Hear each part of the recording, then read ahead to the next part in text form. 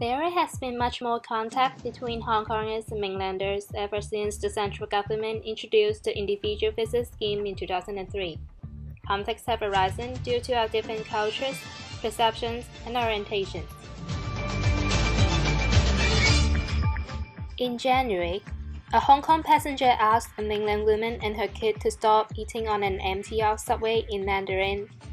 Eating and drinking, as common sense, is not allowed on the MTR.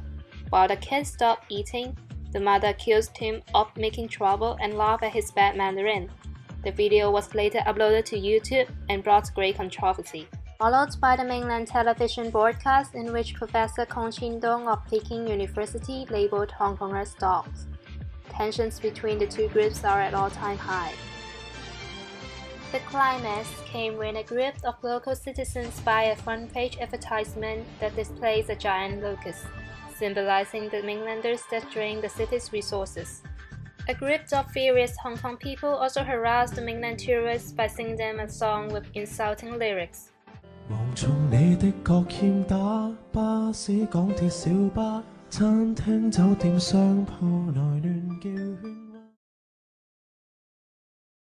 Economic integration means fewer flows of people and goods across the boundary. Hong Kong has many attractions for mainlanders because of the big shopping malls, public and private services, as well as institutional supports. It's not surprised to see them every day queuing up for luxury brands like LV and Chanel. Earlier in this year, the sales staff from Dolce & Gabbana were banning Hong Kong people, but not mainland Chinese or foreigners, from taking photos of the shop windows from the sidewalk. Thousands of protesters accumulated at Canton Road to express their anger.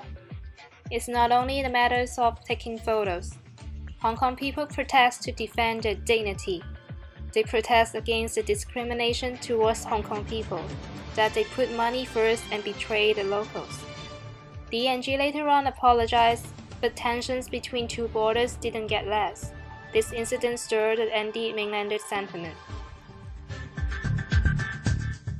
The court cases in 2001 decided that all Chinese babies once born in Hong Kong would get the right of abode, and therefore, more and more mainland mothers come to the city just to give birth. Hong Kong for the passport, for the future, and how many come to Hong Kong to escape the one-child policy, we don't know. Some mainland mothers rush to the Department of Accident and Emergency to give birth, so as to avoid regular procedures. The suggestion is putting pressure on Hong Kong emergency services, with hospital staff often have to deal with patients with no medical records. It makes the medical treatment more difficult. It also causes stress on other patients who are desperately in need for emergency services. As you see, there are many integration problems here, and what would be the possible solution to tackle them? First, a short-term measure has been announced by our Chief Executive Steve Leung. 2013年，私立醫院接收雙非孕婦產子嘅名額，我哋應該暫停，亦都即係話呢，呢個名額呢係零。But in long term, Hong Kong government may ask the National People's Congress Standing Committee to give an interpretation on the Basic Law. It would also be possible for Hong Kong courts to interpret the law differently in light of new circumstances.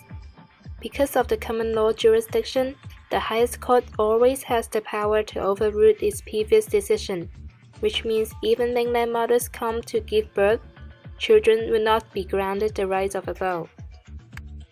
Secondly, to cope with the poor behavior of some mainland visitors, informative guidelines are essential. For example, travel agencies can give introductory briefings to outbound tourists 1 week before their trip, teaching them the basic etiquettes and the local customs in Hong Kong. Last but not least, the most important key is respect. People from two borders do have differences, but it doesn't make sense for us to discriminate against them. At the same time, mainlanders must also be aware of the different culture of Hong Kong and respect the different social norms here. Mutual respect can definitely lower the current tension.